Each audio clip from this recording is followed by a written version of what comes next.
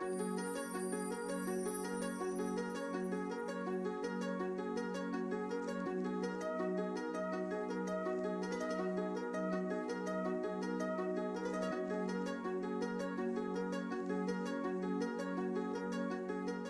morning, everyone, to the AI Plus Health Conference. I hope everyone has had a wonderful day so far. We've had a riveting keynote plenary lecture already, and I'm delighted to welcome all the audience to this session, which is New Frontiers in AI and Precision Health. I think we've heard a lot over the past few years about how AI can help automate a lot of typical tasks that we do in the clinic, but really the goal of this session is how can we really use new AI-based methods to get new insights about some of the biological processes that we want to understand, and how can we really engage deeper with some of the clinical insights that we want to be able to relate with. So we have three speakers that will be giving presentations in this seminar, and I'm delighted to introduce our first speaker for the day, Dr. Nima Aghaeepour. Nima is an associate professor at Stanford University, where his lab develops machine learning and AI methods to study clinical and biological modalities in translational settings. He's primarily interested in leveraging multi-omic studies, wearable devices, and electronic health records to address global health challenges. And Nima is here to give us a great presentation on an AI-driven taxonomy for prematurity. So Nima, welcome. Thank you for this presentation, and the floor is all yours. Thank you for the kind introduction. Can you hear me all right? Everything's perfect. All right, perfect. Great. All right. Thank you for the kind introduction, and thank you everyone for joining us this morning. I will just dive right in. We are a translational AI ML lab at Stanford, and we work on a broad range of clinical indications as well as a broad range of modalities ranging from omics data to electronic health records and wearable devices. I will use our research in prematurity to give you an overview of the type of work that we do in the lab. Prematurity is the single largest cause of death in children under 5 years of age, and prematurity's share of neonatal mortality continues to grow both in low-income and in high-income countries. So we, in the lab, we work towards not just simple predictive models, but rather integrative approaches that can understand all aspects of maternal and neonatal health using both tabular and unstructured data to build models that can predict multiple aspects of pregnancy and neonatal health simultaneously. To give you an overview of this, first we will talk about our immunological studies, then we will talk about integrating those with social determinants of health, and finally we will talk about a new taxonomy for prematurity. Our immunological studies started in 2017 when we started enrolling pregnant women at Stanford through the March of Dimes Prematurity Research Center led by David Stevenson in pediatrics to understand the biological changes that happen during pregnancy. Leveraging the technologies that we have available across campus at Stanford, we were able to produce an unprecedented data set of biological changes during pregnancy. Working with Steve Quake's lab, we had a cell-free transcriptomics data set of these pregnant women. We had a plasma proteomics data set produced by SomaLogic. We had a metabolomics analysis of plasma performed by the Snyder lab. We had immune profiling using mass cytometry and next-generation flow cytometry done by Brice Goudelia and Martin Hanks. We had microbiome analysis of 5 different body sites from David Relman's group, as well as plasma and serum cytokines measured by Luminex through the human immune monitoring core at Stanford. When you put a large data set like this together, the first question that you can ask is, what correlates with what? And it turns out that there are tons of correlations happening during pregnancy. And you would expect that because pregnancy is a fairly large change in the body. So plenty of biological pathways and proteins and genes and so on start changing, and that causes all these correlations. To go into proper predictive modeling, my lab works on developing techniques that can leverage data across these various biological modalities to make the clinical predictions that we need. We expanded this work outside of Stanford, working with the Gates Foundation. We enrolled about 100 women from various countries in Southeast Asia and in Africa, where preterm birth is a large problem. Here, in a case control analysis of preterm birth using various biological modalities and then using machine learning to combine them across various cohorts, we were, for the first time, able to predict preterm birth with a pretty good area under the curve in the first trimester of pregnancy. So using a blood sample drawn in the first trimester, we can predict prematurity at the end of the third trimester. When you look at what the machine learning algorithm is looking at, in the center, we have the steroid hormone biosynthesis pathway enriched. This is measured using an untargeted metabolomics platform in urine. Right next to it, the placental growth factor, GCSF, PD-L1, IL-6, IL-1RA. So a classic textbook module of inflammatory proteins that are elevated in the women who end up having a premature birth. Now we are working with the Gates Foundation again to expand this to a significantly larger cohort where we are going to have multi-omics profiles in more than 13,000 pregnancies. This is a cohort design. We are not doing case control anymore, so we will be able to ask many different questions of the same data set, as well as to validate our initial findings.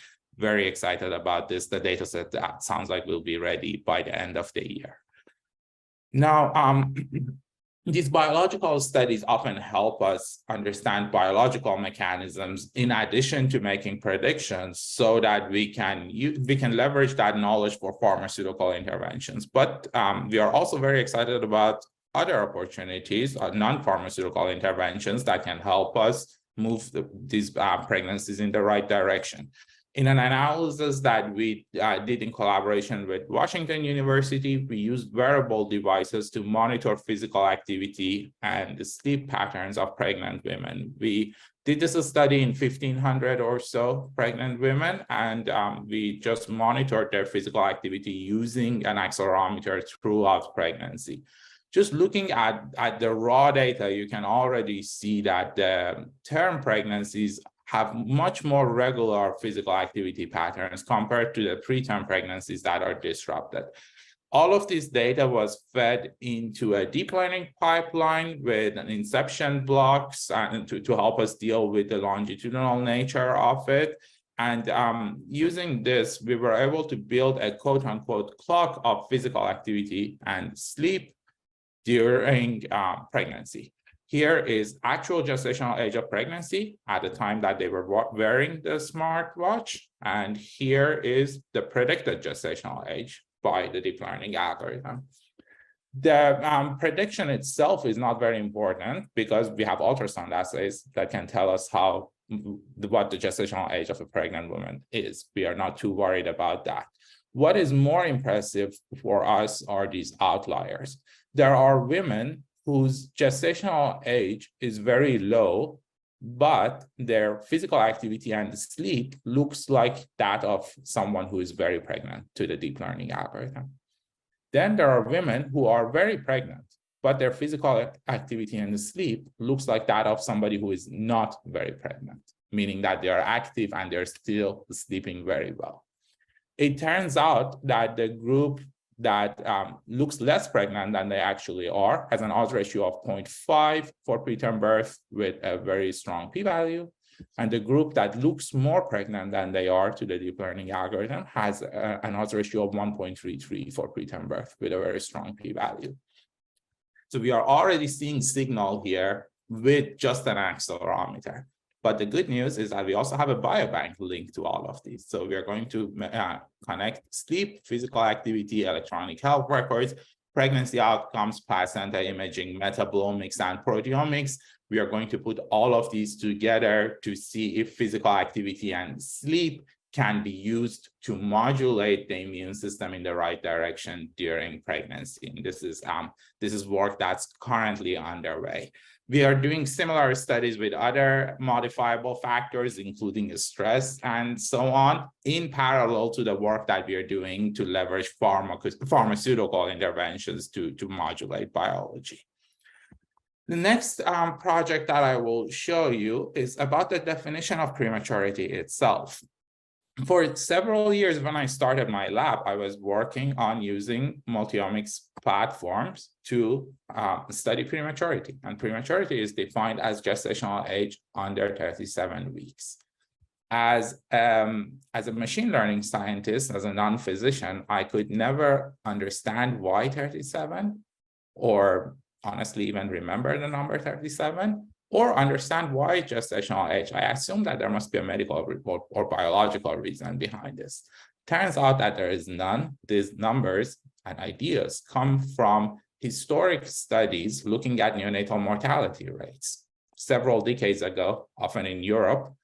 And these mortality rates themselves come from neonatal morbidities. Now, back then, this was the best that they could do. But as you look at this, I'm sure to you, it looks like a neural network with a bottleneck layer, except that back then they didn't have the data or the computing power to do this. So we decided to give this a try and try to replace the entire pipeline with a neural network. So again, the historic dogma is that if you were born before 37 weeks of age or preterm, if you're before 28 weeks, you are extreme preterm, and that's how we figure out who goes to the neonatal intensive care units. But in reality, especially with the modern technology that now we have in our NICUs, there are plenty of babies who are born preterm and they end up being perfectly fine. And there are babies who are born later and they are in various types of trouble. So the first study that we did to test this hypothesis was using epidemiologic data. In the state of California, we are able to link maternal and infant hospitalization records to birth certificates. And what that gives us is clinical data on these mothers as well as neonatal morbidities. We had this data set in 11 million pregnant women in California. We simply took all of that and we fed it into a multitask neural network to predict all of these neonatal morbidities simultaneously. And then we used the bottleneck layer to reduce all of these to a single measurement, a single health index. That ended up already working really well. The model was trained in 1 million, tested in 10 million, and it's doing far better than the classic gestational age-based definition. But the precision and recall of it is not very impressive. This is clinical data only. Uniquely, in the state of California, for every baby that's born, we take a dry blood spot, and we characterize a number of metabolites on that dry blood spot, and we are able to link that to all the phenotypical information that we have. This is a program that's mandated nationally. Every other state does it, but no other state has been able to do this linkage to the phenotypical information. So we were fortunate enough to be able to get access to that data and repeat the same thing. Push it into the multitask neural network, except that now we also have biological profiling. And that biological profiling solved our precision and recall problem. So now we have for something like necrotizing enterocolitis, we have a very impressive precision and recall curve in addition to the already impressive ROC curve that you have seen. Necrotizing enterocolitis is a disease in the guts of these newborns that is often diagnosed 2-3 months after birth. And at that point, it's really too late to do anything about it other than a very invasive surgery with poor outcomes. But here we are showing that we can predict it at birth. And that opens up all kinds of avenues for interventions with delayed feeding, using antibiotics, and so on to prevent that surgery down the road. The next step for us was to integrate all of these with our electronic health records. Through lots of hard work that various leaders at Stanford, including Nigam Shah, have done, we have our beautifully harmonized electronic health records in OMOP format. So we built a linkage between the children's hospital's electronic health record and the adult hospital's electronic health record. What that gave us was long-term information on both the mother, maybe in some cases before they were even pregnant, as well as long-term information on the babies. On the maternal side, we have all the medications that they've ever taken, as long as they were Stanford patients, all the procedures, lab measurements, anything that there is to know about the mother. And on the right side, we have this web of neonatal morbidities that we are tracking in these babies. And the goal was to connect these two pieces together. Aspects of the data had to be extracted from the unstructured notes, and then we manually validated everything that was extracted from unstructured data to make sure that the data is high quality. We also did blinded chart reviews on all the ICD-10 codes and diagnoses and so on, and made sure that the data is very high quality. And it is, again, thanks to lots of hard work that has been done at Stanford to ensure this high level of data quality. So we have our maternal electronic health record. At some point, the baby is born, and we start capturing that as well. Before we push that through our deep learning, through our neural network, we have to deal with the longitudinal nature of the data. A very standard way to do that is using a long short-term memory neural network. It works very similar to how your brain works. When you read a book, you don't memorize the entire book. You only memorize key concepts and bring them to the next chapter. We are doing exactly the same thing here. It turns out that using this data, we can predict something like necrotizing enterocolitis that I've already told you about very accurately at birth. This is precision recall over a random classifier for those of you who are more technical. So we are 40 times better than a random classifier in this case. More interestingly, we can also make predictions before the baby is even born, which gives us much needed time to prepare the right interventions. Bronchopulmonary dysplasia is another example. It's a complication in the lungs of these babies. And again, we can predict it very accurately at birth, before birth, after birth. The model continues to learn. Here is an example from one patient. A red check mark means a diagnosis that was correctly predicted and the baby actually got. A green cross is a diagnosis that they never got, so they never got cerebral palsy, and we never thought that they would get cerebral palsy. That was perfectly fine. They ended up getting bronchopulmonary dysplasia, diagnosed 2 months after birth, but a week or two before birth, the machine learning algorithm already knew that they are at risk. PDA, similarly, they got diagnosed pretty late, but the algorithm knew very early on that they are at increased risk. So overall, we got every single diagnosis right, and that's reflected in other patients as well, with the exception of IVH, a hemorrhage in brain, and it turns out that this patient had a very low grade 1 IVH, so the model was putting it somewhere in between, not quite a grade 4 IVH. The multitask nature of the model is really helping the predictions, because it's able to leverage information across various morbidities. If we try to predict one morbidity at a time, this is the curve that we get. It doesn't work that well. The model is looking at a broad range of factors in both the mother and the baby. For example, we can see that mothers with a stronger immune system, as measured just by standard lab values, are giving birth to babies that are protected across the board against various morbidities. Similarly, mothers with a higher albumin level as a surrogate for nutrition status are giving birth to babies that are protected against various morbidities. We can look at some of the top features in more details.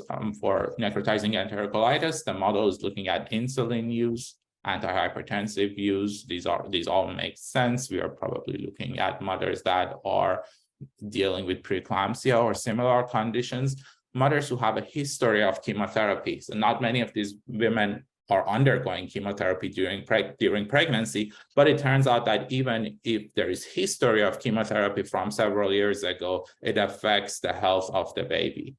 as well as a broad range of other factors. Interestingly, this also includes social determinants of health, including incarceration, homelessness, tobacco use. Turns out that homelessness has a larger impact on necrotizing enterocolitis because it's a gut complication, maybe a less clean environment, a gut microbiome connection, something like that. Incarceration has a larger impact on neurocognitive outcomes. So even though we would put normally all of these in the same socioeconomic status bucket and they all affect preterm birth, how they affect the baby can be vastly different. So this is for necrotizing enterocolitis. I can show you the same plot for ROP. And I can go back and forth between the two conditions. You can see that things start changing. This is one of the dots that's changing, and that's vitamin B complex use. You normally would consider this very safe during pregnancy, and it is safe if what you care about is prematurity. But if what you care about is the health of the baby, it turns out that it can have a pretty significant adverse effect. So we need to stop thinking about prematurity as just one bucket, as just a disease that happens at 37 weeks of gestation, and start tracking the actual health outcomes of these babies. The last thing that we have done with this model, and the paper hopefully will come out in the next couple of weeks, is that we validated it in UCSF. We are not still quite at a place that we would be able to take an entire model that has a linkage between the children's hospital and the adult hospital and take it to UCSF and have it work immediately. We had to do some data cleanup. There were disagreements between the two institutions, but once we limited all of our features to the features where there were agreements between the two institutions in terms of incidence rates, then we were able to validate our models independently in UCSF.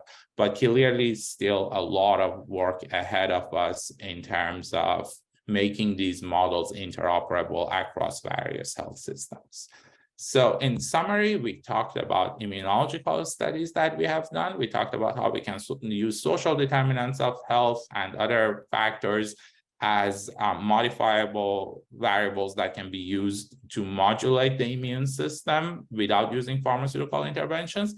And we talked about a new taxonomy for the prematurity phenotype itself. A long list of people to thank, including lab members and alumni, as well as David Stevenson, Gary Shaw, and Carl Sylvester, who have helped with our prematurity studies, various colleagues in LMICs and the Gates Foundation for running the studies that provide us with the samples, as well as Martin Hanks and Briscoe Devier, who are my co-PIs in many of these biological studies, and Marina Sirota from UCSF for help with validation of the model, and finally, various funding agencies. Thank you very much. Thank you, Nima, for that fantastic presentation and for giving us such a great overview of how can we get data sets from across, the children's hospital and the adult hospital, link them together and ensure high data quality to really come up with outcomes that are beneficial for a large population. So thank you very much for that riveting presentation. Just a note for the audience, please feel free to post any questions that you may have for the speakers. We have an Engage tab where you can post your questions. You can upload popular questions. So while the audience is trying to find that particular link, I can get started with a couple of questions for Nima. First of all, I thought that the correlation plot that you showed towards the end of your presentation, where you showed links to things like incarceration, homelessness, I thought that was really interesting. And I'd be curious to get your take on whether those are just correlations, or is there any benefit in trying to find some causal pathways that might exist over there? And maybe how do you try to distinguish between those two, and what is the importance of trying to learn some of those causal pathways, if at all? I think the word causation means different things to different people. We can think in the most stringent of terms about causality, where we have randomized controlled trials. We see an association from an observational study, and then we use an active intervention with randomization to see if something in the most stringent of terms is causing another factor. But some more relaxed notions of causality can also be inferred from observational data using various machine learning algorithms or more traditional statistical terms. In this case, there have already been studies that have established causality there. The Gates Foundation has shown that by just purely elevating people's socioeconomic status by giving them cash, you decrease the rate of premature birth in Africa and Southeast Asia particularly. In the US, there are studies that have shown that by giving people access to legal counsel alone, you reduce the rate of premature birth. So there certainly is causation there. But the more important question is, how big is that causation? Is it going to just eradicate preterm birth, or is there a biological component to it? And at this point, the consensus in the field is that there is a sizable biological component to this. It's not all a function of socioeconomic status, because we have done those interventions, and while they have helped a little bit, they haven't even gone close to moving the needle on a global scale. Thank you. And we have a question from the audience here, and a speaker is asking whether there are any differences in your findings or methods that were attributed to pregnancies with twins or multiple births. So Yes. Interesting question. Yeah, so twin and multiple birth pregnancies have been strongly linked to prematurity.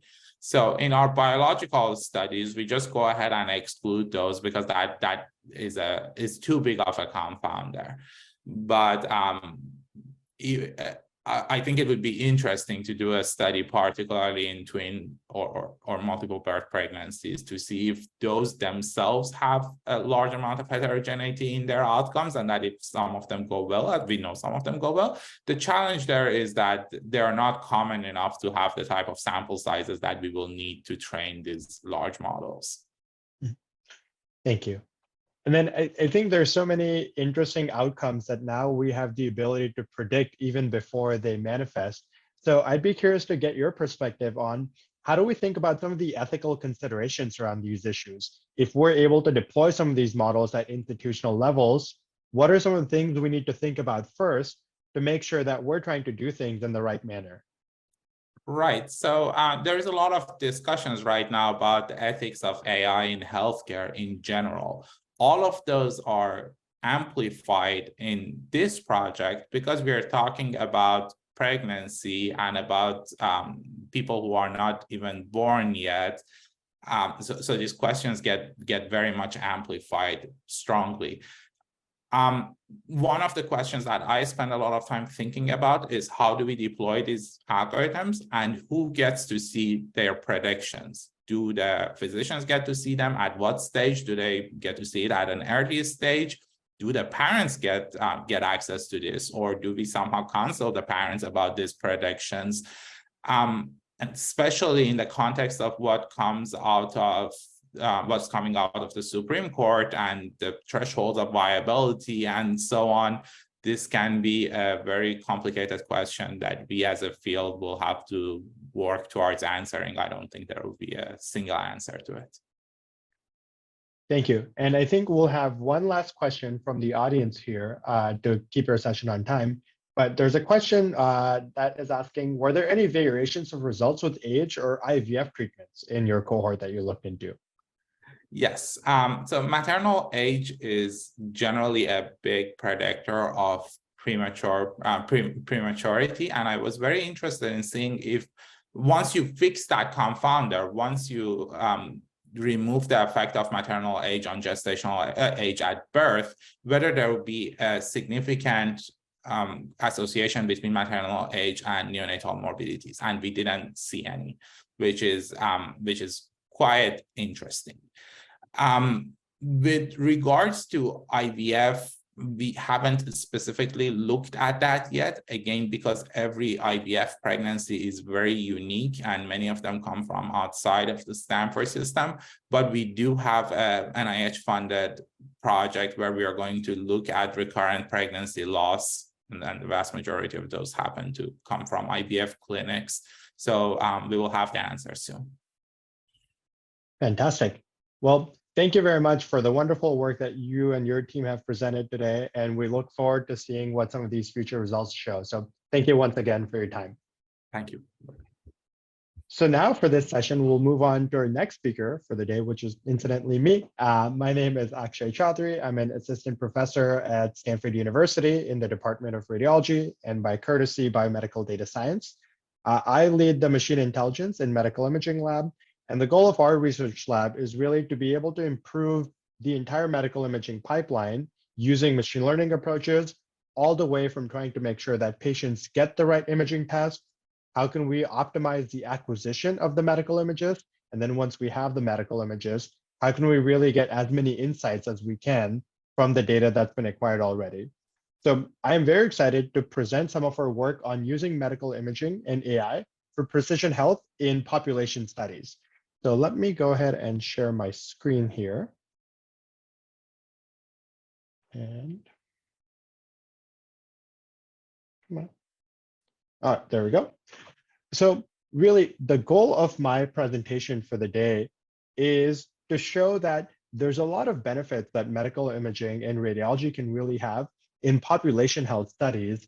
And one of the key factors in actually enabling this widespread use is to be able to come up with new AI-based technologies to be able to parse through some of the data sets that we're acquiring at a large scale in the first place.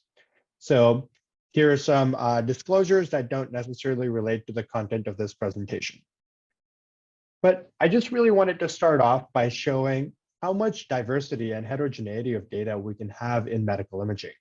So if we look at an institution like Stanford, there's petabytes of imaging data that we create annually at Stanford. And some of these medical images can be of different anatomies. So here we're seeing some brain MR scans, some knee MRI scans. We're seeing some abdominal CT scans, some spinal CT scans. So there's really a huge treasure trove of information that health institutions like Stanford acquire on a day in and day out basis. Typically, most of these medical images are acquired to ensure that we can answer the specific clinical question that a patient might have. So for example, it's very common for patients to present to the emergency department complaining of abdominal pain. And one of the most common imaging studies done there is trying to understand, does the patient need an appendix? So let's appendix surgery. So let's give the patient an abdominal CT scan. So once that question is answered, those images aren't necessarily reanalyzed. But I think there's a lot of potential to be able to use these images that have been acquired already to be able to come up with precision diagnostics. There's a whole treasure trove of information contained in these medical images, but can we actually use these images to try to predict future outcomes than simply trying to diagnose what is happening at a given point? That really is, I think, one of the great opportunities that medical imaging can have in population health studies. And if we actually just look at one of the most common imaging modalities in the world, which is computed tomography, we see that within the US itself, there's millions of some of these scans that are performed day in, day out, within every year. And one of the most common modalities that we see are CT scans of the abdomen and pelvis. There's around 20 million adults that receive this imaging study every year. And abdominal CT scans can be quite powerful because even beyond the specific clinical question that's being asked, there's a whole host of imaging biomarkers that can be extracted here. So being able to analyze the distribution and the amount of fat that's contained within an abdominal CT scan, we can understand diseases such as sarcopenia. And this can be quantified quite nicely. We can also analyze some of the muscle distribution patterns, and this could be beneficial for trying to assess other inflammatory disorders, and we can look at things like myostericosis. We can quantify some of the biomarkers that correspond to the liver, because potentially we might be interested in whether there's fatty infiltration in the liver, and this is the early step into things such as hepatocellular carcinoma. So we can get a lot of early imaging biomarkers for those future diagnostics. We can measure things such as aortic calcifications that have been linked to cardiovascular disease risk and adverse cardiovascular events. And we can also study the density of bone, which is linked to disorders such as osteoporosis and osteopenia. So all of this information is readily available in all the abdominal CT scans that are performed, but this information isn't necessarily quantified because it is challenging to do so, because this requires some manual effort to be able to segment out different tissues and be able to correlate them to different outcomes. But I think this is a great opportunity that one can have, because a large population that actually undergoes these abdominal CT scans is older. So the typical age of a patient receiving an abdominal CT scan at our institution is somewhere close to 60, 65 years of age. And if we actually look at some of the most common chronic disorders that affect the aging population in the US, we'll see that over 80% of people over the age of 65 have at least one chronic disorder, and a large majority of them have multiple chronic disorders. And if we look at the overall distribution of some of these disorders, we see that there might be many that have biomarkers that could potentially be extracted from abdominal CT scans. Specifically looking at things like hypertension, high cholesterol values, looking at coronary disease, looking at diabetes. All of these are cardiometabolic disorders. And if we actually dive into them together, we see that there's a lot of comorbidities that happen with respect to one another.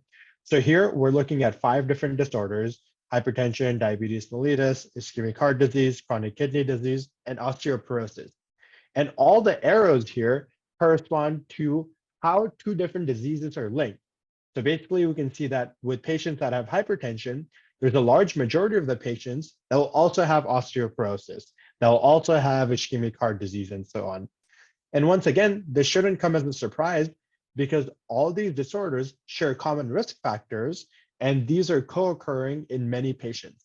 So the fact that they're linked actually presents an opportunity to be able to diagnose these early using some of the abdominal CT scans that we work with.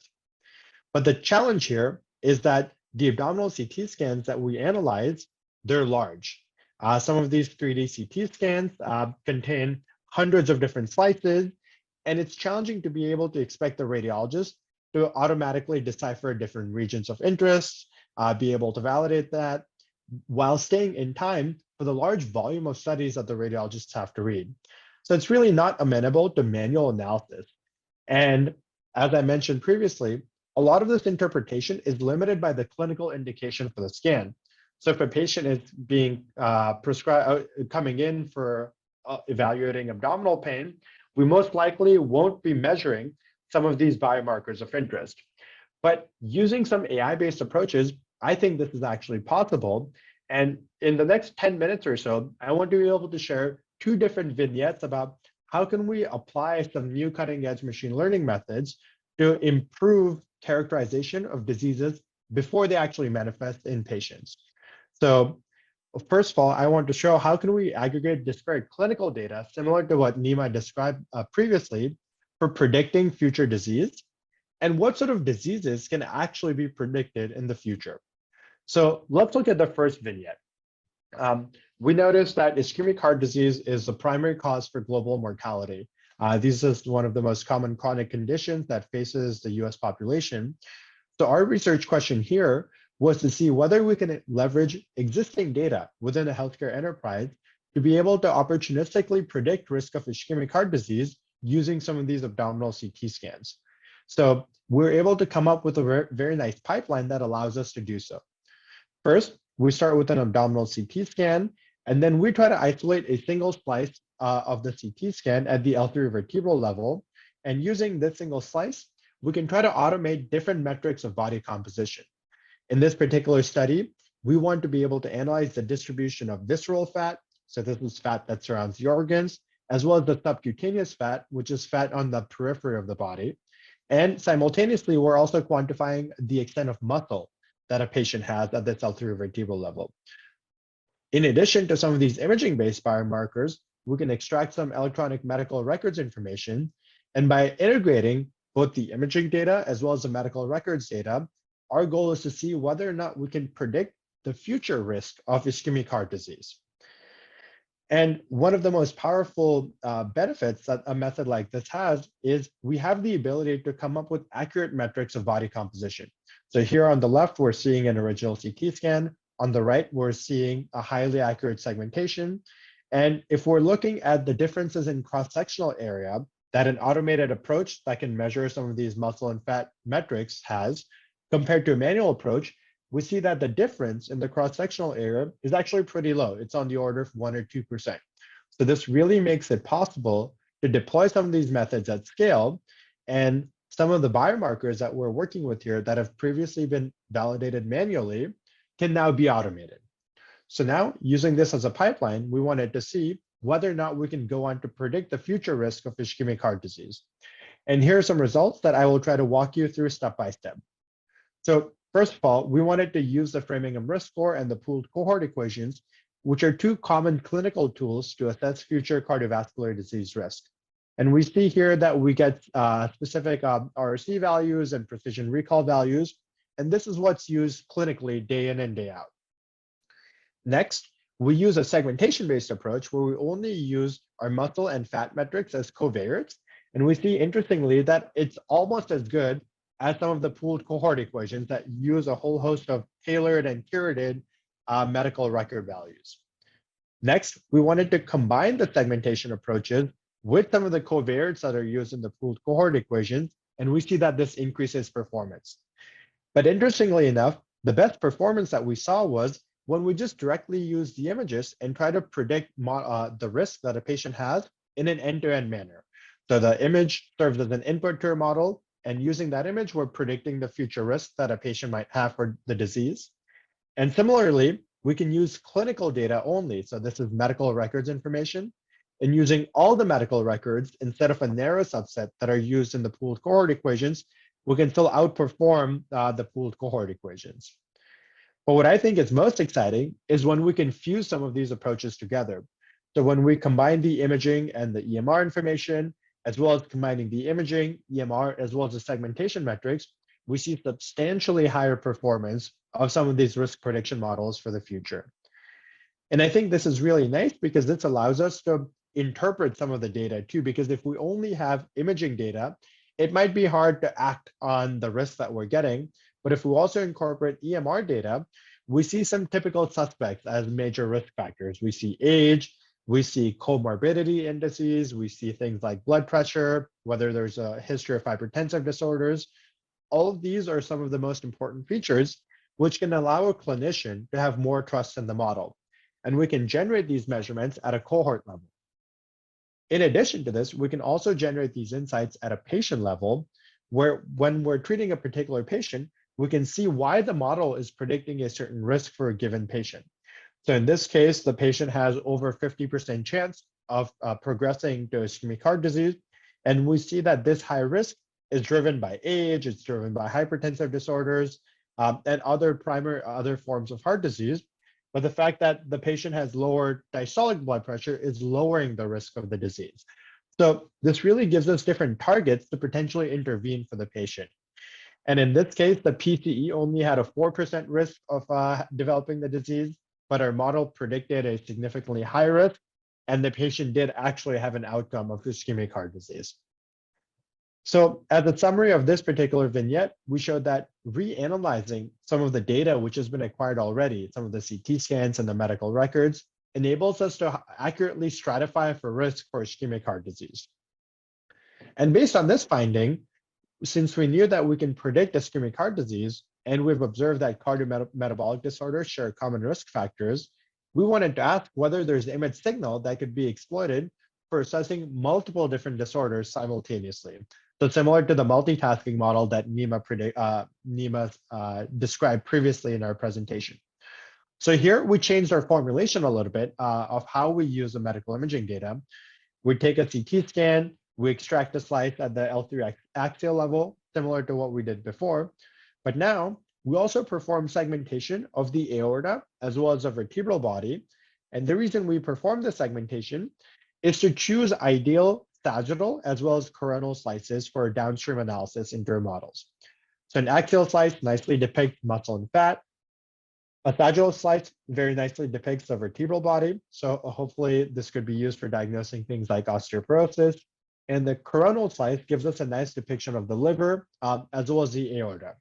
So now we use these three different imaging inputs as inputs to our model, And the output is whether we can look at the 5-year incidence of multiple cardiometabolic diseases like hypertension, osteoporosis, diabetes, chronic kidney disease, as well as ischemic heart disease. So this really is a multiplanar imaging model because it uses different planes of imaging data. And it's a multitasking model that simultaneously predicts the risk of these multiple disorders. And here, once again, we saw pretty promising AURC values across multiple different diseases. We're getting AURCs over 0.75, and many of these are pretty challenging to diagnose early on. But using some of the images that we're using, it actually allows us to have relatively high confidence in seeing what patients might actually progress to future disease. And what I thought was pretty interesting with this approach is for building a lot of these predictive models, a lot of times we need labels for which patients actually went on to progress to disease and which ones did not. Excuse me. So in a lot of scenarios, we might have a image input, we have a model, but a disease might have very few labels as to what the progression really was. So in order to minimize the need for data for training some of these algorithms, what we did was we came up with this notion of task affinity, where we try to find a surrogate disease that shares similar features as the original disease that we want to be able to diagnose. And now learning this in a multitask manner allows us to learn independent of how many labels we really have. And what our observation was that with only 10% of labels that are available, using this novel multitasking approach allows us to have nearly the same performance as having 10-fold more labels. So this can really be beneficial if we're trying to predict the onset of rare disorders, where we might not have large cohorts to see which cohorts went on to progress to disease and which did not. And we have a few different methods of trying to see what is the best paired disease that we can train these models with. But overall, as a summary of this vignette, we showed that opportunistic image analysis actually has the ability to extract insights that could be used for diagnosing multiple different disorders. And this is important because early diagnostics can really lead to a lot of new interventions. If we have cardiovascular disease, we can have more imaging tests and we can initiate statins as interventions. If we diagnose hypertension early on, there's a variety of different interventions that we can have. With osteoporosis, we can get other imaging confirmations, or we can use bisphosphonates to manage patients. If we have diabetes, we have similar additional studies to confirm diabetes, but also to initiate different interventions. So the benefit really here that this approach promises is that all these disorders can really be controlled before there's any serious adverse events that patients have.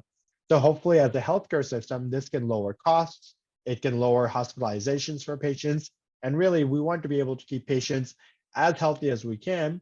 So this notion of precision health can actually allow for early interventions in the highest risk patients because we're analyzing data sets that exist already, and there's no additional cost that the healthcare system has to bear.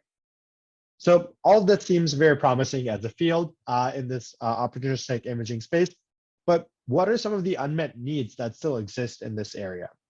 Now, once we actually did a little bit of a literature survey, we saw that nearly all the studies that rely on an analysis of this body composition come from single site data, including a lot of our own studies. And this really is the challenge here, is that it's hard to share large scale data sets across different institutions, especially when we're trying to combine imaging data with medical records data.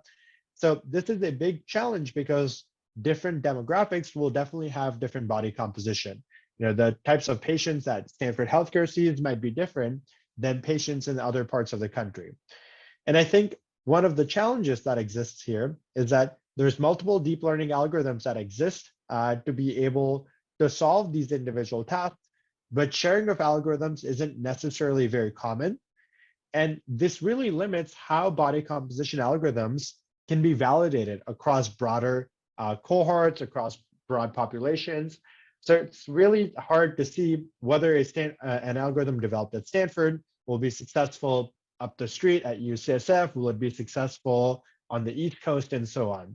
So towards this challenge of not being able to validate a lot of methods, our goal was to be able to come up with methods in which we can do this. So we came up with a software called Comp2Comp, which is computed tomography to body composition. And really the goal of this open source tool is to be able to quantify body composition across different cohorts. Right now, we support externally validated segmentation tools that automatically analyze muscle, fat, as well as bone segmentations. And it's nice because these can be applied at a large scale, or it could be applied at a patient level where we can automatically create nice patient dashboards as it corresponds to patient health. And at a very high level, the workflow for this accepts a scan of DICOMs as inputs, which is the standard data set that we use for storing medical imaging data. We run a comp to comp algorithm. And the first step that the algorithm does is it uses a vertebral body segmentation, and it uses that to estimate your bone mineral density, because this is used to be able to understand whether someone has a risk for osteoporosis or osteopenia. And then once we know all the locations of these individual vertebral bodies, we can take all these different levels from the T12, L1, L2, and so on. And for all of these different levels, we can compute multiple metrics about muscle as well as fat. And there's a whole body of literature that shows the benefit of quantifying these metrics. And we can evaluate visceral fat, we can evaluate subcutaneous fat, and we can even evaluate intramuscular fat along with the muscle. And all of this is a push button tool that can be implemented across the world with only a couple of lines of Python code. So all of this source code we make freely available to the community. Our goal is to be able to add more and more use cases to this and have this be adaptable to newer and newer imaging studies as they come in. So we definitely welcome any sort of feedback that people may have about how to use this tool in clinical practice. And we want to be able to make it better and better as time goes on. So overall, as a conclusion for this talk, hopefully I've shown you that we can actually use some CT scans that have been acquired at an institution already. And by being able to reanalyze this, we can actually come up with tools for early diagnostics for multiple different disorders. And that there's a huge benefit when we combine this imaging data with medical records data, because each of these modalities gives us slightly complementary information. And when this information is fused together, we can best predict what might be the trajectory that a patient will have in 1, 5, or 10 years. And I'm hopeful that new open source tools like comp to comp can improve the validation, generalizability, and impact of new models, because at the end of the day, instead of developing 10 isolated models, it would be great for the community to come up with the top 2 or 3 that can really be used at a broad population level. And hopefully the field will go there sooner rather than later. So with that, I'd like to acknowledge several students that made this work possible, some funding sources, as well as collaborators. And once again, here's a link to our open source software, and I am happy to take any questions for now. So please, audience can post their questions on FeedLoop, and we will try to get to those. All right, Rakina, I don't have access to the questions, but if you could check, that would be great. And while we wait for the questions to come in, I have a couple of questions for you. Sure. How do you think these approaches that you presented can eventually be incorporated into actual clinical care? Yeah, that's a really good question, Nima, because I think a lot of these tools that we're developing right now, I think these work nicely on retrospective data, but we've really been trying to think of ways where we can now incorporate this directly into a patient's journey. So maybe one particular way that some of these algorithms could be implemented in routine practice is a patient comes in for a particular imaging test. We answer the clinical question, but some of our opportunistic imaging platforms, they're running in the background, and the information that we extract about the different biomarkers is presented directly in the radiology report, or maybe it's incorporated directly in the medical records data. So now, as a simple example, if a patient has low bone mineral density, well, if we observe low bone mineral density and the patient has not been coded for osteoporosis, that could come up as a flag in the medical records data. And then we can alert the primary care provider that, hey, this patient might need special attention. Next time this patient comes in, let's recommend maybe a bone density test, or let's recommend trying to come up with an action plan to manage some of the osteoporosis that might be happening. But I think the real challenge is how can we incorporate the imaging biomarkers into the medical records, and who should be acting on that information? Is it the radiologist? Is it the primary care provider, or is it some of the specialists? And there's a few pilot studies that are being tried at Stanford that we're working with and other institutions.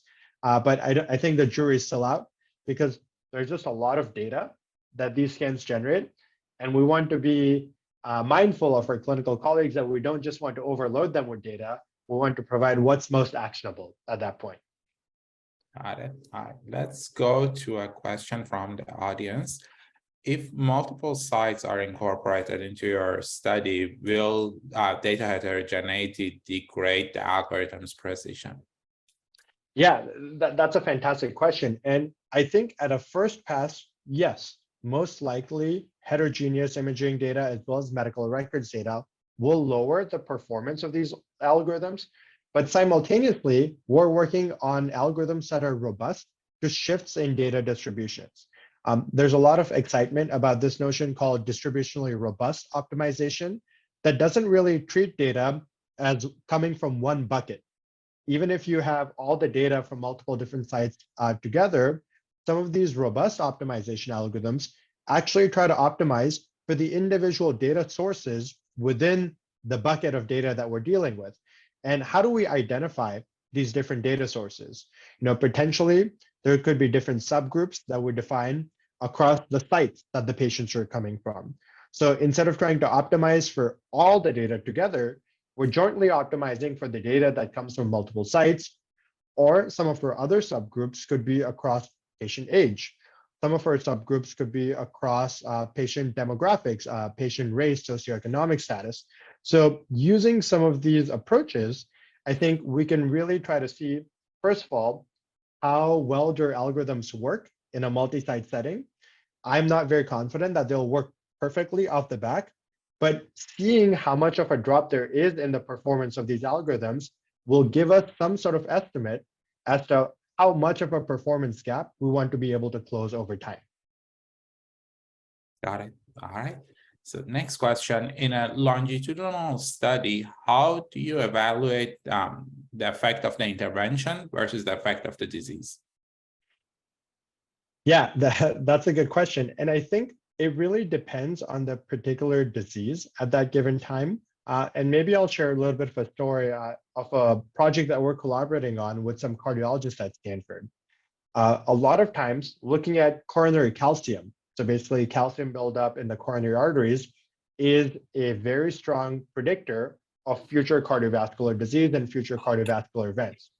To be able to accurately measure this coronary calcium, we need a very specialized imaging study.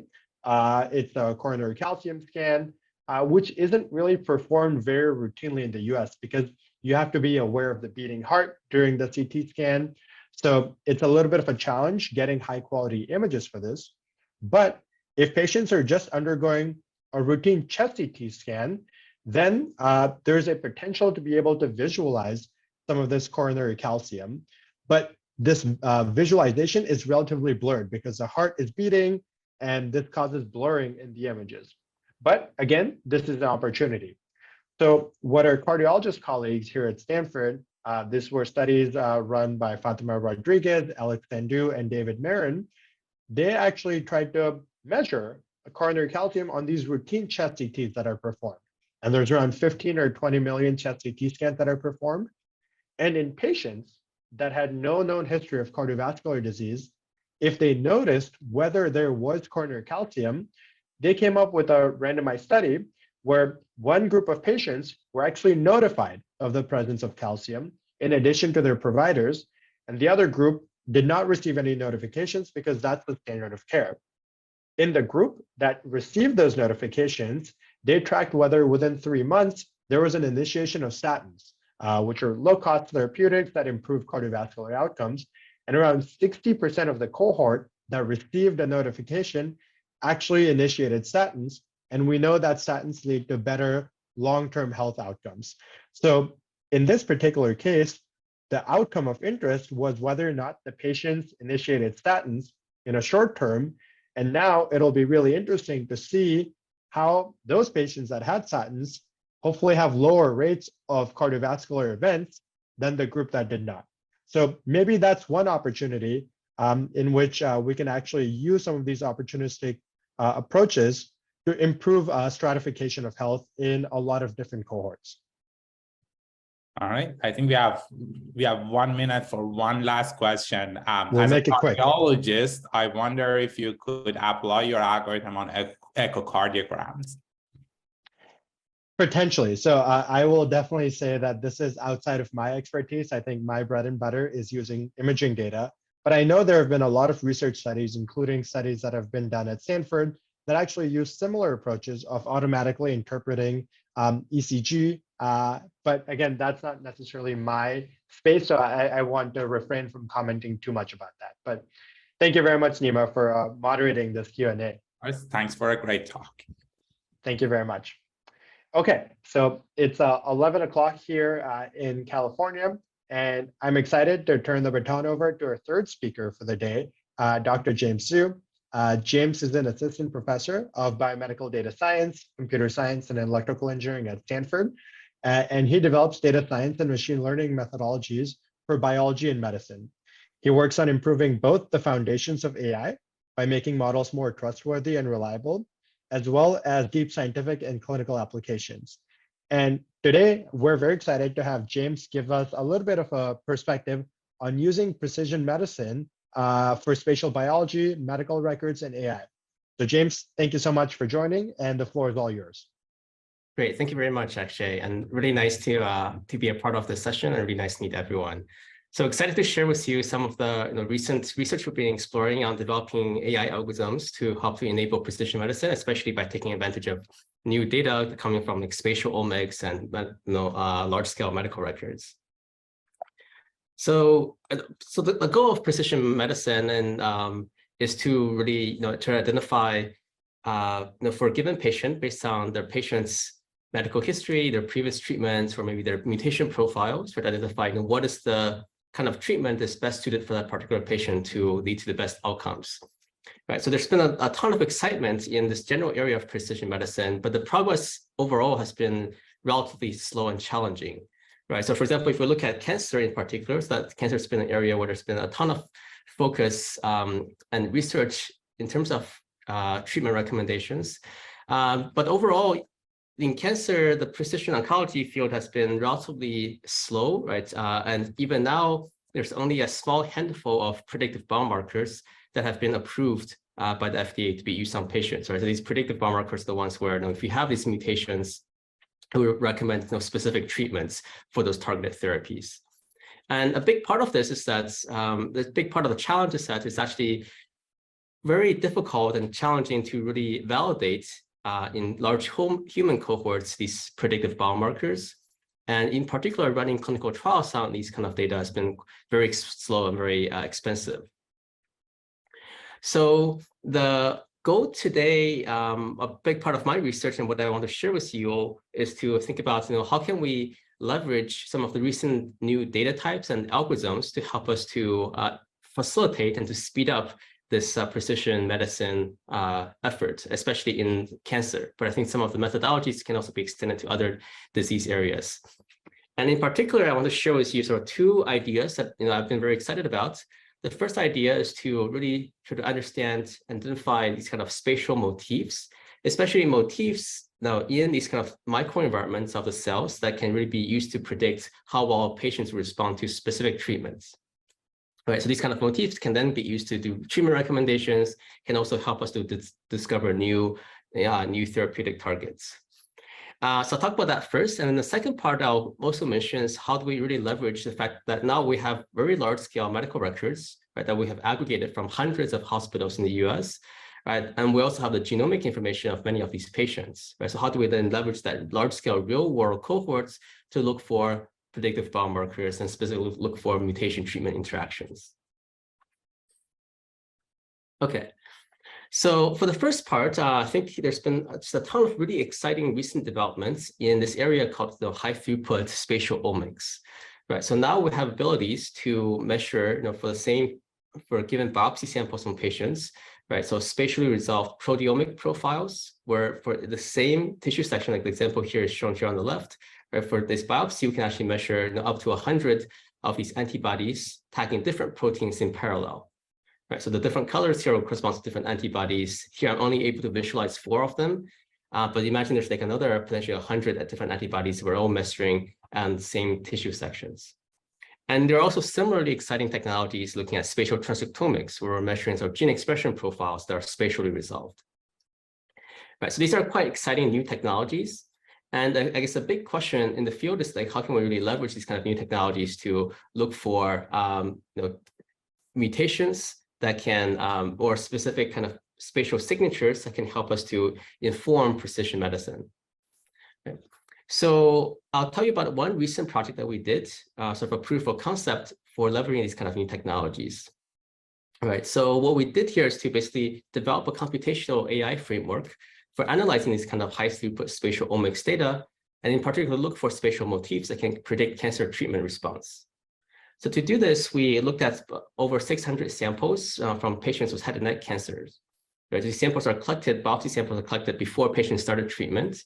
And for each of these samples, we'll do these high throughput multiplex immunofluorescence imaging, right? So here, basically, it's 40-plex. So that means that for each of these samples, we'll take a panel of these 40 different antibodies and then measure the abundance of these 40 different antibodies on each of these samples.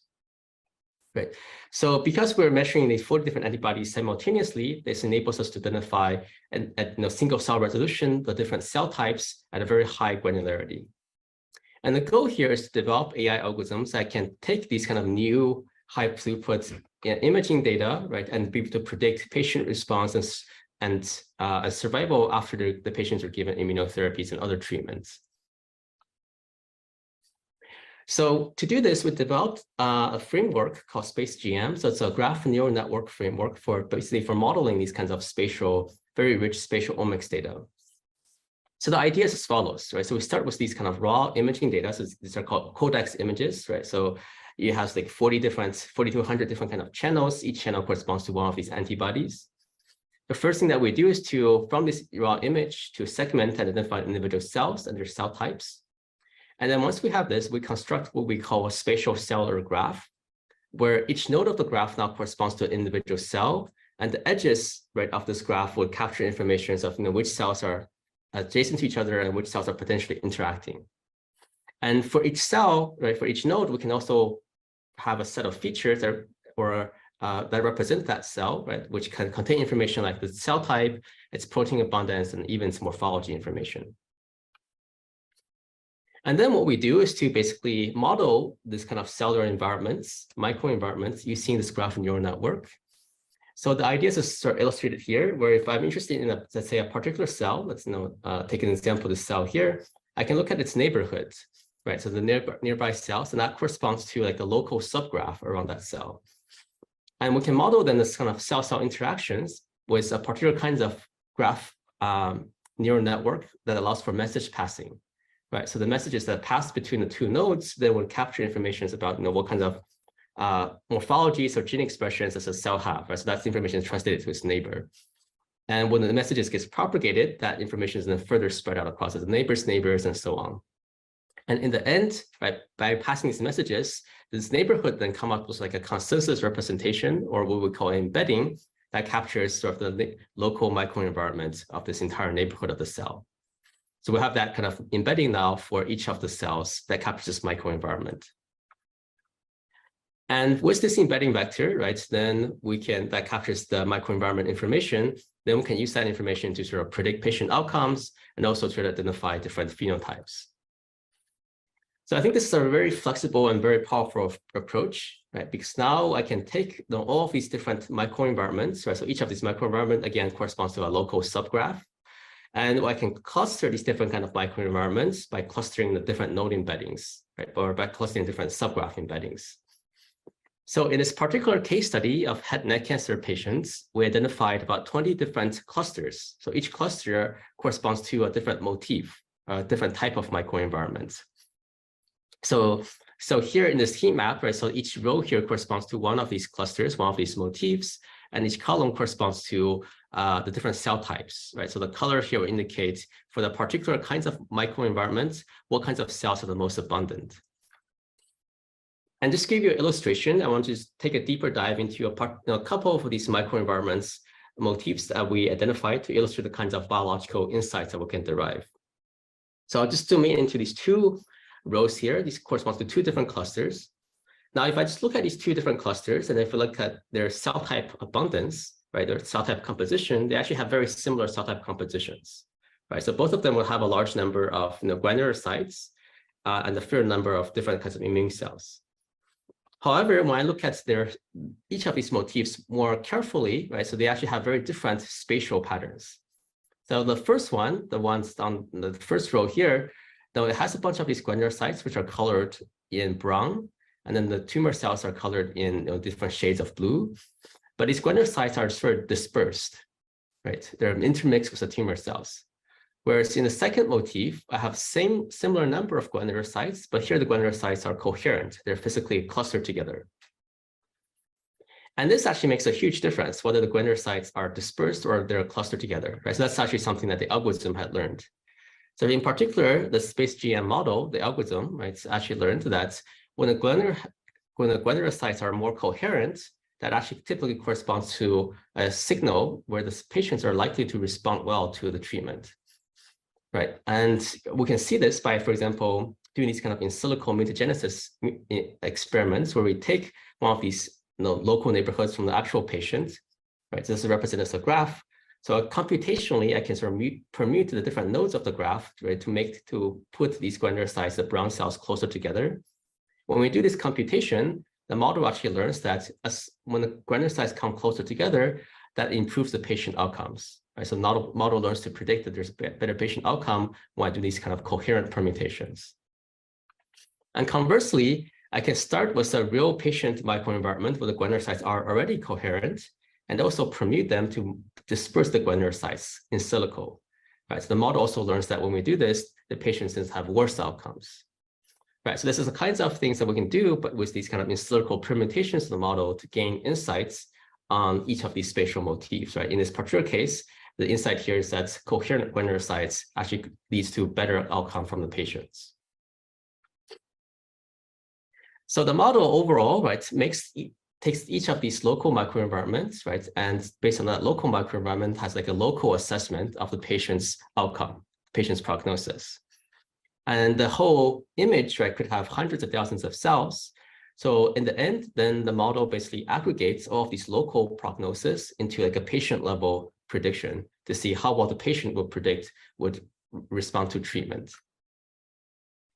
And we evaluated this patient level prediction on a large number of data points, right? So our collaborators generated these over 600 Kodak samples, which is one of the largest studies to date. Right? These all come from head and neck cancer patients. So the model, this graph neural network, SpaceGM, was trained on over 1 million cells and then tested on cells from different samples.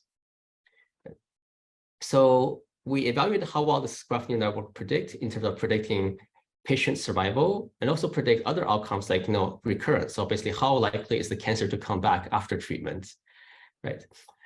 So basically, the first row here corresponds to the performance prediction accuracy of the SpaceGM model, where it gets actually quite good predictions.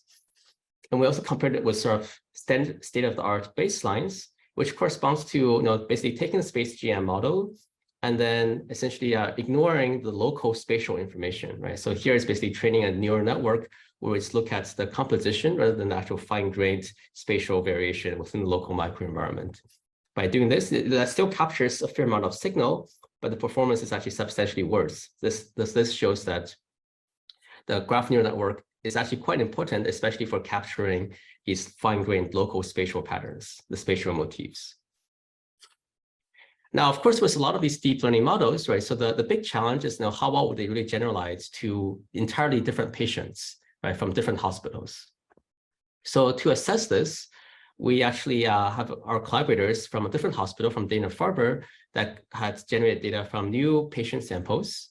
So the model was trained using data from Stanford and from University of Pittsburgh, right? So then it sort of really have to extrapolate to look at new patients from Dana-Farber. And in particular, these new patients also have some differences in their patient characteristics, and there are differences in how the data was collected and generated. So we're actually quite happy to see that even despite there's a really substantial amount of distribution shift in these new patients, the model is still actually able to make reasonable predictions, right, and predicting the patient response to treatments in this external cohort. And in particular, by capturing, because the space GM is able to capture these fine-grained spatial motifs, it's able to generalize much better compared to these simpler baseline approaches that look at the cell type composition. So this provides additional support that these kind of spatial motifs, for example, like the coherence of the granulocytes, is actually a really important phenotype information that's sort of consistent, invariant across different patient cohorts. So this paper was recently published in Nature Biomedical Engineering. So then the paper will have a lot more details and additional validation experiments. So just to summarize this part, so I think we're all extremely excited about using these kinds of spatial omics data as a new data modality to help us to gain insights for precision medicine. And in particular, on the computational side, I think that these kind of graph neural network models is a very flexible and powerful framework to study for modeling these kind of spatial omics data, right? In particular, it enables us to study these microenvironments and to identify specific spatial motifs, right, that can be used to predict how well patients respond to specific treatments. And then these spatial motifs can then be used for treatment recommendations. It also helps us to design clinical trials as well as to do target discovery. So this work is led by Michael Wu, who was a fantastic PhD student in my group here, in collaboration with many collaborators, but I want to particularly acknowledge Alex and Aaron, who are collaborators from Enable Medicine. So in the second part, in the last few minutes, I want to tell you about sort of a complementary idea that we've been exploring, where instead of taking these very rich spatial data, we're trying to collect a large amount of real-world data from medical records, right, real-world clinical genomics data to help us to do in silico clinical trials. In particular, we want to use these in silico trials to basically look for predictive mutations. So here's like a cartoon illustration of what I mean by is in silico trials and how that works. All right, so the idea here is that we look at, let's say if I'm interested in bladder cancer patients, and I want to know like, which of these bladder cancer patients would respond well to immunotherapies, right? So what I then do is then we can go into this large data sets that we have from our collaborators called Flatiron Health Network, which has over 2 million cancer patients from 280 cancer hospitals in the US. Then by systematically going through all of these different hospitals, we can identify like a digital cohort of patients, right, of bladder cancer patients who took immunotherapy and who have a particular mutation, right? Maybe it was a mutation in this gene APC, which is one of the tumor suppressors. And I can also generate a similar digital cohort of basically also bladder cancer patients who took immunotherapy, but who didn't have mutations in this APC gene. We can control and map these two digital cohorts computationally, and then evaluate to see, okay, like do the patients that have APC mutations, does that actually affect patients' response to immunotherapies? Right, in this particular case, we actually discovered that the patients that have these APC mutations, that's the orange curve here, they have better survival outcomes compared to when they're given immunotherapy compared to the patients who did not have APC mutations or given immunotherapy. Right, so that suggests that APC mutation could be a potentially strong biomarker. So to do this, we're able to link together the medical records of these large number, hundreds of thousands of patients, together with a subset of the patients that actually had these genomic testing, which came from Foundation Medicine. So we had over 40,000 patients where we had both genomic testing and their follow-up medical records. Right? So that then for each of these patients, we know what is their mutation status before they start treatment, and then we also know what is their first line, second line treatments, as well as their outcomes. So this example was the APC mutations, one example of the kind of discovery that we were able to make. Right. So in particular here, we found that patients that have APC mutations tends to have better response to immunotherapy, right, among these bladder cancer patients. You can also ask the converse question of, among the patients that have APC mutations, right, is immunotherapy actually the best treatment compared to other treatments like chemotherapy or targeted therapy. In this case, we also found that indeed the immunotherapies does seem to be the best treatment for these patients with APC mutations, right? They have better survival outcome compared to patients with other treatments. But this is all done in silico by leveraging these large-scale real-world clinical genomics data. And mathematically, this corresponds to these kind of interactions corresponds to basically looking for the kind of a genotype treatment interaction, right? Where genotype here is basically whether the patients have APC mutations, and treatment here will be whether the patients are given immunotherapies. So this kind of discovery in a particular case, right? We made this discovery using this real-world data, this observational data. So previously, it was really not known how APC mutations really affect treatment response for immunotherapies in bladder cancer patients. And we're actually very excited that we're able to sort of replicate these results using then data from randomized clinical trials. Right. So our collaborators at Roche had actually run a clinical trial on 900 plus bladder cancer patients using this Atezo, which is immunotherapy. And they also done some kind of mutation profiling using sequencing, right, of each of these patients before they started treatment. Right. So on this clinical trial, randomized clinical trial data, we also found that indeed, there's a very positive APC immunotherapy interaction, which means that the patients that have APC mutations, they have better response to immunotherapies, right? So that's reflected in this very low hazard ratio. So lower the hazard ratio, the better it is. This is a particular case where we're able to take these real-world cohorts, make a discovery, and then validate that discovery using data from actual randomized clinical trials. So it demonstrates that this real-world cohort can be a great resource for generating a lot of interesting predictive biomarkers. So that's just one example, but because we have data now from over 40,000 patients with cancer, where we have both the mutation profiles from NGS tests and also the treatments and outcomes, we're across all of the common cancer types, we're able to actually systematically make a lot of these predictive, discover a lot of these predictive biomarkers. So each of these predictive biomarkers corresponds to like a specific mutation treatment interaction of similar flavor as I showed one for the APC and immunotherapies. We're able to discover 458 of these strong mutation treatment interactions. So previously in the literature, there were only a handful of these interactions that were previously known and validated in human studies. So here I'm just showing you like a visualization that summarizes some of these biomarkers that we discovered. Right, so each of these biomarkers is highlighted as one of these gene names. So I color-coded each gene to be red, right? If that gene has negative interaction, so that means that patients that have that mutation tends to have worse outcome when they're given a particular treatment. It's color-coded blue if there's a positive treatment, if there's a positive interaction, right? So the patients with that mutation would have better response given that treatment. So just for this visualization, we stratify it by different cancer types. So here we have a lung cancer, colorectal cancer, metastatic breast cancer, ovarian cancer, etc.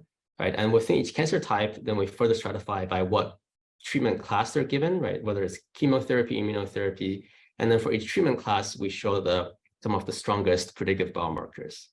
So the size of the biomarker, size of the gene name also indicate basically how many patients would have that mutation. Right, so this validates many of the previous known interactions that people have previously shown, but most of these interactions are for novel discoveries by leveraging this very large-scale cohort. And in addition to these interactions, we're also able to discover a large number of sort of mutation interactions. Right, so what this means is that for many of these patients, right, they actually have multiple mutations simultaneously. Right, so maybe they have one anchor mutation, and maybe they have some ALK mutation alteration, and then we have targeted therapies for ALK that's FDA approved.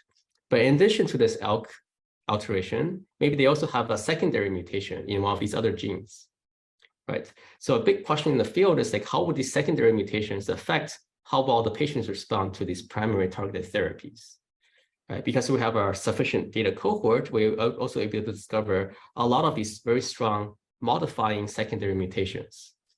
Right. So for example, here, in colorectal cancer, we found that, okay, among the patients who have these KRAS mutations, there are a lot of KRAS targeted therapies.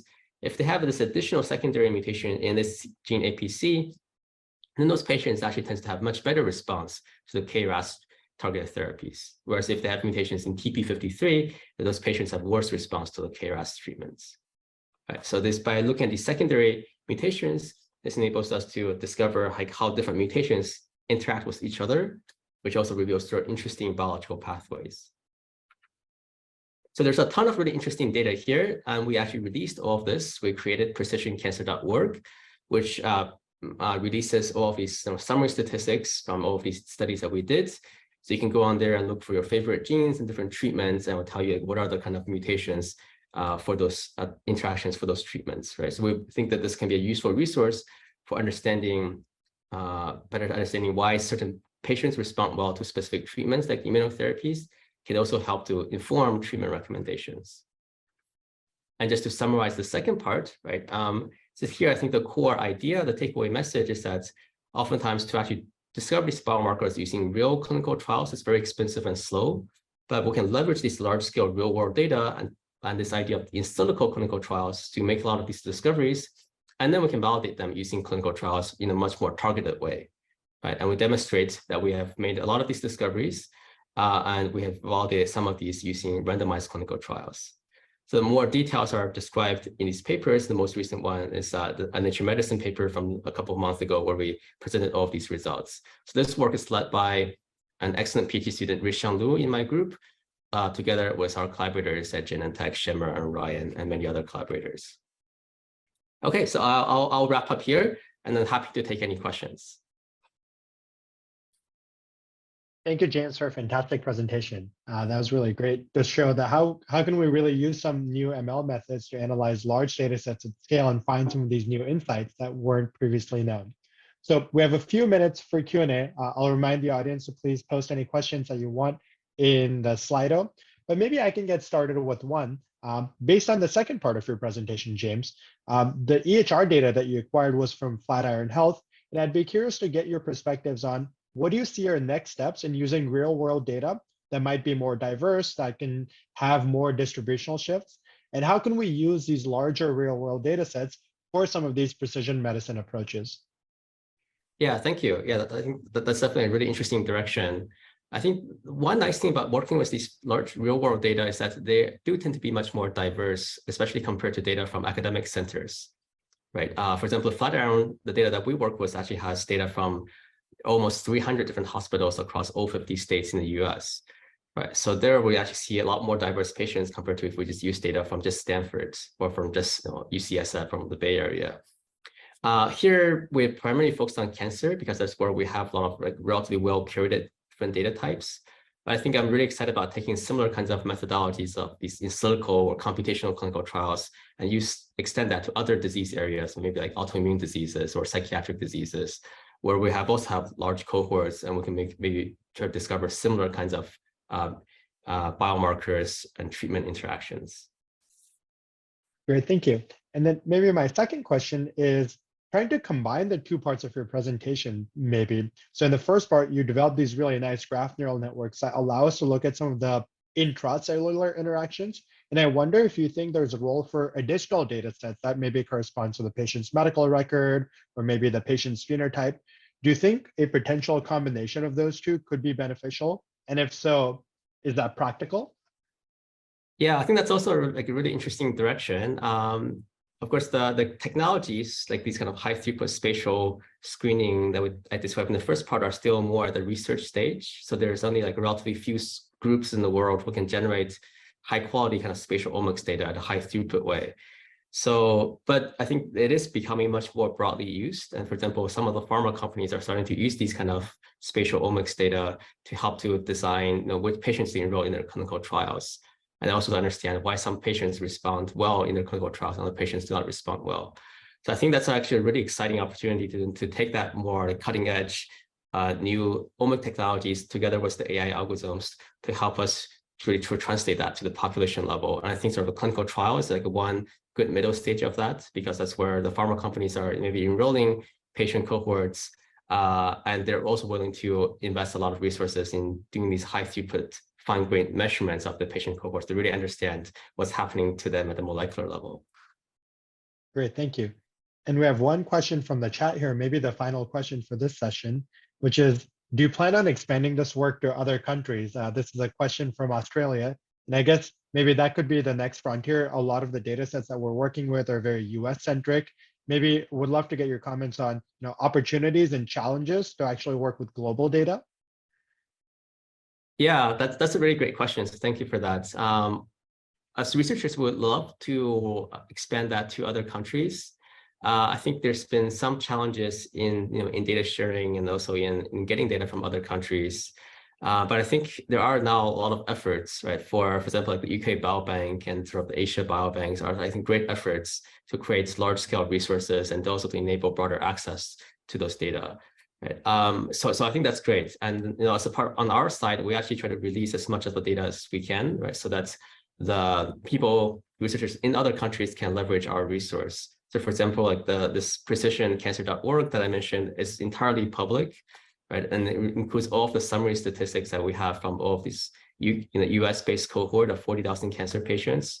So I would actually love to see maybe some people in the audience to see how that data compares with data that you see in your region. Yeah, and I think that could be very beneficial in some of these data sharing approaches, just so some of these algorithms could be incorporated and validated in other diverse cohorts. But seeing as we're at 11:30 here in California, I just wanted to thank James and Nima for speaking in this particular session. I think there's just so many opportunities that new machine learning methods can have for precision health and precision medicine approaches. So I'm very excited to see where the future goes. Thank you to all the audience members for being very engaged during the Q&A and for attending the session. And I hope everyone enjoys the rest of the AI and Health conference. Thank you very much and talk to everyone later. Great, Bye-bye. thank you. Thank you. Thanks, everyone. Bye.